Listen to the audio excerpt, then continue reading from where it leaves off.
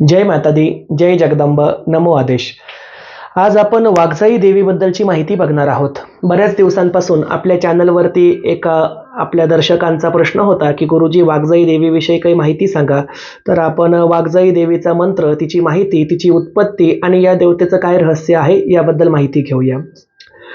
बघा, वाघजाई या शब्दाचा पहिले अर्थ काय आपण तो लक्षात घेऊ. शब्द तयार झालेला आहे दोन शब्दांच्या जोडातून. तो पहिला म्हणजे वाघ आणि दुसरा म्हणजे जाई. तर जाई या शब्दाचे दोन अर्थ होतात. जाई या शब्दाचा पहिला अर्थ होतो त्या ठिकाणी उपभोग घेणारी म्हणजेच वापर करणारी. दुसरा त्याचा अर्थ त्या ठिकाणी होतो जाळी, म्हणजेच एखादी गर्द झाडी असते, झुडूप असतं, तशा प्रकारची झाडी. या ठिकाणी वाघजाई या शब्दामध्ये जो अर्थ आलेला आहे तो आलेला आहे उपभोग घेणारी ह्या अर्थाने. मग आता बघा, वाघ आणि जाई म्हणजे वाघाचा उपभोग घेणारी, म्हणजेच वाघाचा उपयोग स्वतःच्या कार्यासाठी करून घेणारी. जसं की एखादं सिंहासन असतं, एखादा राजा त्या सिंहासनाचा उपभोग घेतो. एखाद्या व्यक्तीकडे एखादी कार असते, तो व्यक्ती त्या कारचा उपभोग घेतो. एखाद्या व्यक्तीकडे हिरो होंडा गाडी असते, बाईक असते, तो त्या बाईकचा उपभोग घेतो. तशाच पद्धतीनुसार वाघाचा उपभोग घेणारी ती वाघजाई, म्हणजेच काय तर वाघावरती आरूढ झालेली देवी, म्हणजेच जगदंबेचं एक स्वरूप. आता वाघावरती आरूढ झालेली देवी यामध्ये विशेष काय, तर यामध्ये विशेष असं की अनेक देवी देवतांनी आपापली वाहनं ठरवलेली आहे. जसं की लक्ष्मी माता असेल, तिचं वाहन आपल्याला दक्षिण प्रांतामध्ये घुबड हा प्राणी म्हणजे पक्षी दिसतो. तर महाराष्ट्रामध्ये तिचं वाहन त्या ठिकाणी हंस सुद्धा मानण्यात आलेलं आहे. काही जण तिचं कमळाचं आसन सांगतात, परंतु तिचं जे त्या ठिकाणचं वाहन आहे ते घुबड सांगतात. आणि अशा पद्धतीनुसार दुर्गा मातेने सिंह घेतला, सप्तशृंगीने सिंह घेतला, तुळजाभवानीचा वाघ आहे, माहूरगडच्या रेणुकेचा सिंह आहे, कोल्हापूरच्या महालक्ष्मीचा सिंह आहे. अशा पद्धतीनुसार प्रत्येक देवी देवतेने स्वतःचा एक एक प्राणी ठरवून घेतलेला आहे. आता हे जे काही सर्व प्राणी आहे जे वाहन म्हणून जगदंबेने ठरवले, यापैकी जी वाघावर स्वार झालेली आहे अशी देवी म्हणजे वाघजाई. आता मुळामध्ये ही देवी कोण, हिचं रहस्य काय, तर बघा, पूर्वीच्या काळामध्ये ज्या ठिकाणी एखादा वाघाचा अपमृत्यू व्हायचा, म्हणजेच एखाद्या वाघाची शिकार केली जायची, तर या वाघाची शिकार केल्यानंतर त्या वाघाच्या आत्म्याच्या शांतीसाठी त्या ठिकाणी वाघजाईचं मंदिर स्थापन करण्याची पद्धत होती. दुसरी एक लोककथा अशी ऐकायला मिळते की कुमारिका मुलगी जर वनामध्ये फिरत असताना त्या ठिकाणी एखाद्या वाघाने तिचा त्या ठिकाणी भक्ष्य केलं, तिची शिकार केली, तर अशा कुमारिका मुलीच्या नावाने सुद्धा वाघजाईची स्थापना केली जायची. आता ह्या ज्या दोन कथा मी या ठिकाणी सांगितल्या, याचं कारण असं की बुलढाणा जिल्ह्यामध्येच दोन प्रसिद्ध असे वाघजाई देवीचे मंदिर आहे. या दोन मंदिरांच्या कथा अशा. पहिल्या मंदिराच्या ठिकाणी तिथलचे ग्रामस्थ सांगतात की या ठिकाणी एक वाघ होता, जो वाघ देवीचा होता आणि त्या ठिकाणी त्या वाघाची फेरी संपूर्ण गावामध्ये राहायची. तो कोणालाही त्रास देत नसे, परंतु त्या गावच्या एका प्रतिष्ठित व्यक्तीने एकदा त्या वाघाची शिकार केली आणि त्यानंतर घरोघरी मृत्यू होऊ लागले. गावाने देवीला साकडं घातलं आणि त्या वाघाच्या प्रित्यर्थ, त्याच्या स्मरणार्थ त्या ठिकाणी देवीचं मंदिर उभारलं आणि वाघाच्या शांतीसाठी स्थापन केलेली जगदंबा म्हणून तिला वाघजाई नाव देण्यात आलं. अशी एक कथा आम्हाला या ठिकाणी ऐकायला मिळाली. दुसरी एक कथा इथे जवळ असणाऱ्या डोणगाव शहराची आहे. तिथे असं सांगण्यात येतं की एक कुमारिका मुलगी होती. ही कुमारिका मुलगी लहानपणापासून देवीची भक्त होती आणि ही मुलगी 12 वर्षांची असताना, म्हणजे 12 इयर्स ओल्ड असताना खेळत खेळत एकदा जंगलामध्ये गेली आणि तिथे एकदा तिच्या समोर वाघ आला आणि त्या वाघाने त्या मुलीची शिकार केली, म्हणजेच तिला आपलं भक्ष्य बनवलं. ती मुलगी त्या ठिकाणी मृत्यू पावली आणि ज्या ठिकाणी त्या मुलीचा त्या ठिकाणी वाघाने शिकार केली, जी काही घटना घडली, त्याच स्थानावरती त्या मुलीच्या प्रित्यर्थ, स्मरणार्थ वाघजाई म्हणजे वाघाने शिकार केली अशी म्हणून तिची स्थापना करण्यात आली. ही दुसरी कथा मला ऐकायला मिळाली. परंतु एक विचार जर केला तर मला ह्या दोनही कथेमध्ये फारसं स्वारस्य वाटलं नाही किंवा इंटरेस्टही वाटला नाही. त्याचं कारण असं की कुठल्या तरी मुलीची शिकार वाघ करतो म्हणून तिथे देवीचं मंदिर उभारलं जावं आणि तिला जगदंबेचा मान मिळावा, ही गोष्ट मनाला पटत नाही.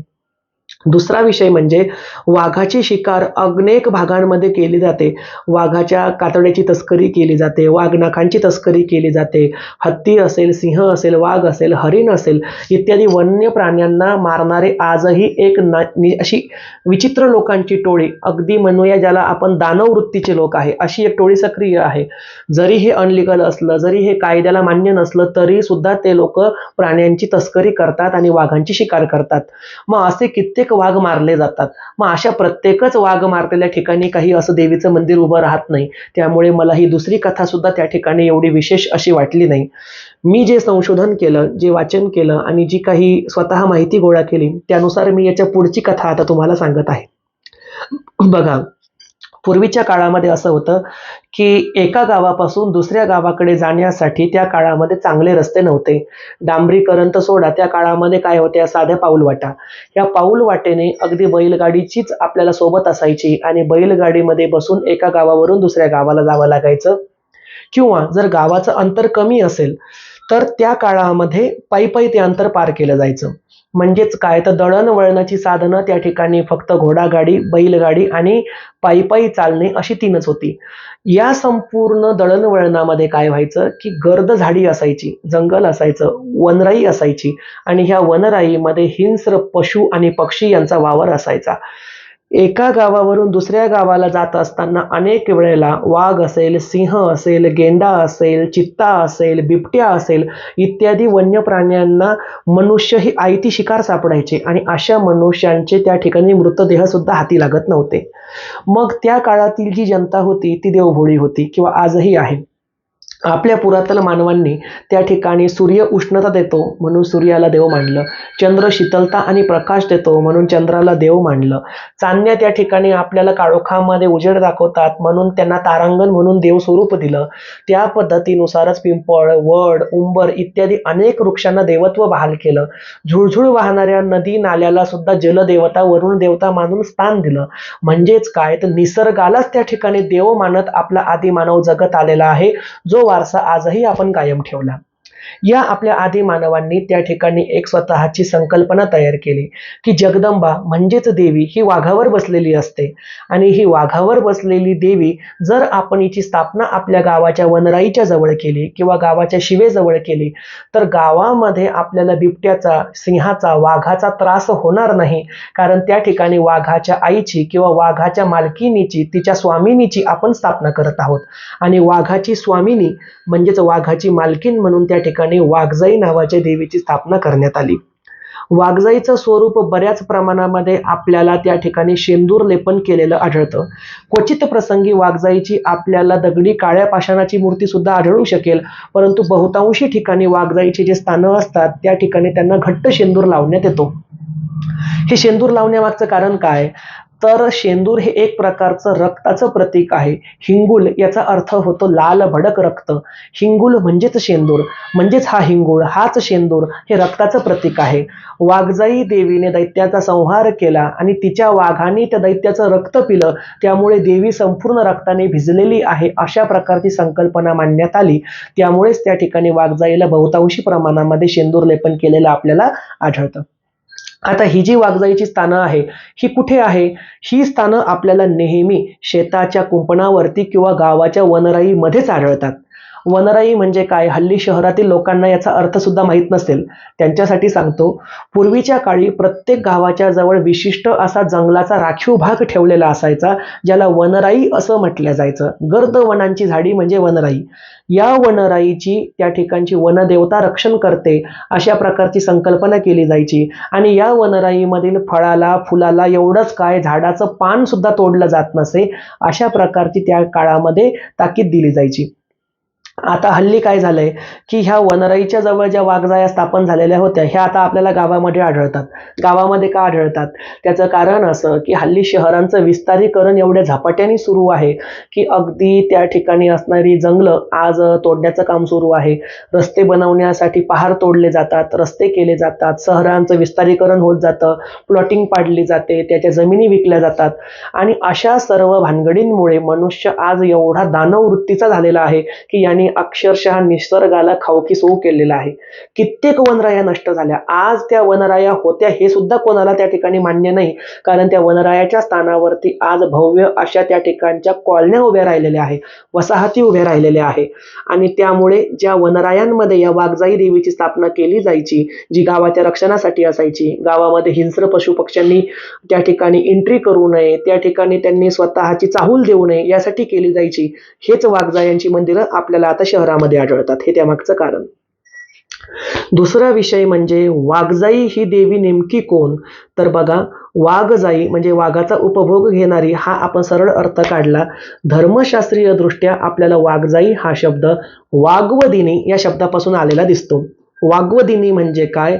तर वाघ या शब्दाचा अर्थ होतो भाषा आणि दिनी म्हणजे देणारी.